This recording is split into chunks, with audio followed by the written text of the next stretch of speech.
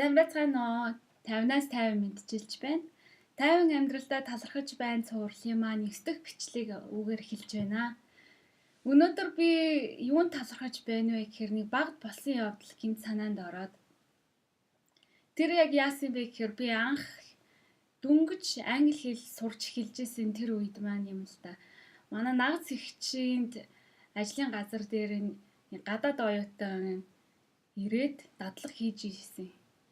Тэгээд тэр үед би дүнгиж миний нэрийг хэн гэдэг вэ? Одоо би тэдэн настай гэж нэг 2 3 өгүүлбэр хийлж дүнгээ сурсан байсан.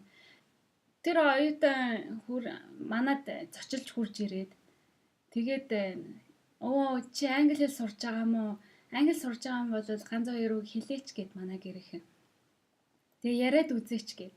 Тэгсэн нөгөө дадлагын оюутан чамаг хэн гэдгийг гэсэн би яг хариулаад тэрийг би ойлгоод тэгээд өөрийнхөө нэрийг хэлээд чи хэдэн настай юм гэж асуухт энэ миний насыг асууж гин гэд.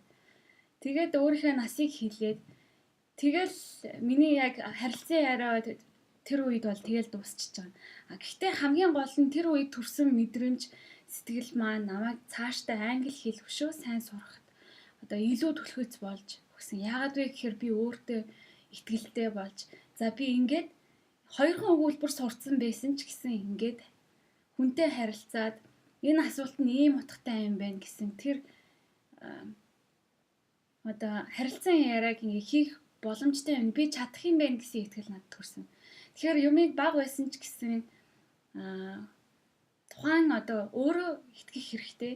Тийм учраас бага насны хүүхдүүдэд ч гэсэн эсвэл дүүнэртээ ч гэсэн юм зааж авах үедээ та нар аль болох өөрсдөр нь хийлгүүлээд эсвэл хамтдаа хийгээд өмнөөс нь хийж өгөх биш хамтдаа хийх эсвэл одоо өөрөөр нь аль болох хийлгэх тэр нөхцөл байдлыг хийж өгөх хэрэгтэй юм байна гэж би бодож байна.